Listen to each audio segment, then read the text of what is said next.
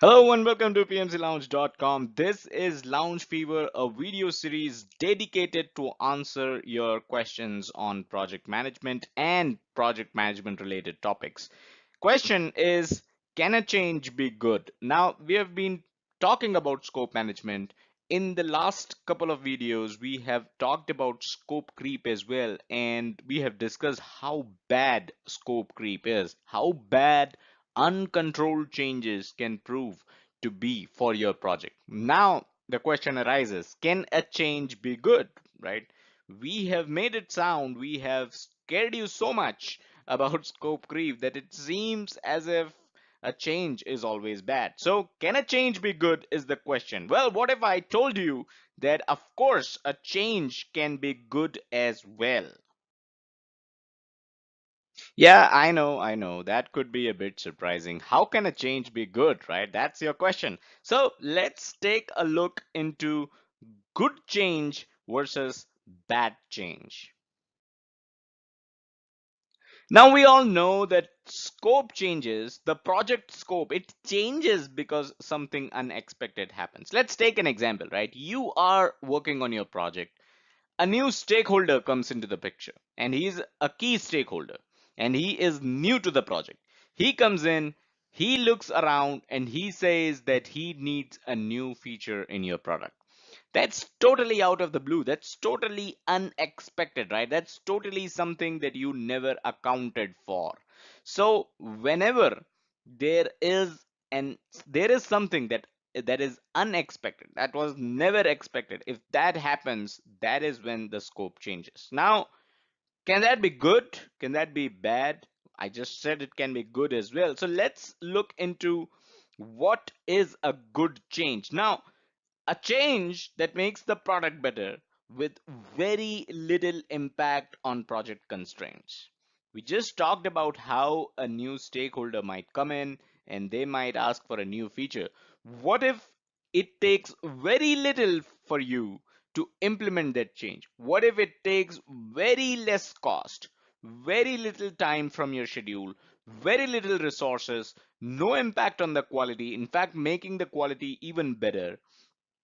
What if the project constraint, there's a very little impact to the project constraints, but the new feature that is suggested by this stakeholder is going to make the product a lot better? That definitely is a good change. Yes, you still need to follow the change management process, and I'll link to the entire playlist of change management in the description below. You can check that out. So, of course, every change requires change management, right? So, when you do your change management on that requested change, you realize that the the impact on project constraints, the impact on scope, cost, schedule, quality is very less, and the return that you're getting is pretty large. It's really good. Your product is getting a lot better. So that, my friends, is an example of a good change. Does that happen too often? Of course not. Good changes rarely happen, and that's something that you should keep in mind. Good changes rarely happen, and that's the reason why every single change that you come across should go through the change management process. You, as a project manager, making use of your experience, right? Making use of your knowledge and showing off your PMP certification might think that a change is a good change. And you may skip the change management process. If you do so, and if that change turns out to be a really bad change, that is an example of scope creep right there. So, what are bad changes then? So, it's basically a change that makes the product better but has a very large impact on project constraints. Your schedule is gone for a toss. Your cost has increased like anything because of this change, right?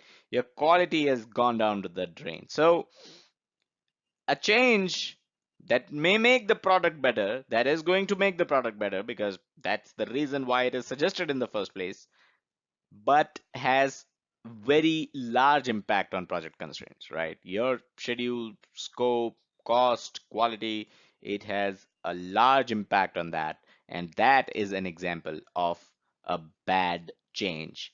Can you see how both good and bad change, they disguise themselves as a change that is going to make the product better, right? Can you see how both changes, even the good change and the bad change, they promise that they are going to make the product better? And that is the reason why a change can actually be suggested. A change can go up to the project manager, right? Can show up on the project manager's email, and that this is a proposed change. It is going to make the product better, right? So a change is definitely something that is going to make the product better. If it was going to make the product worse, you would never accept that change in the first place, right? So changes, they disguise themselves as, as items that are going to make your product better, and that is why you pursue them. But good changes are those that have very less impact on the project constraints. Bad changes are those that have a large impact on project constraints. So scope creep, we have discussed this in the previous videos. I'll share a link to scope creep in the description below. You can check that out. And gold plating as well, these are examples of bad change. So I hope it's clear now what is a good change, what is a bad change. Of course, there is a classification here. Of course, there is a breed of changes that can be known as good changes, but they rarely happen. So that is all that I had in this video. Do hit the like button if you liked it. It'll help us support this channel. Share this video, share the knowledge. Comment if you have any such questions. If you like this video, do leave a comment. Subscribe to this channel if you haven't done so already. YouTube.com/PMC Lounge. And check us out on our social media, Facebook.com/PMC Lounge and Twitter.com/PMC Lounge. As always, do check out the website PMCLounge.com, your number one free resource for PMP and other project management certifications, as well as project management industry information. Thank you.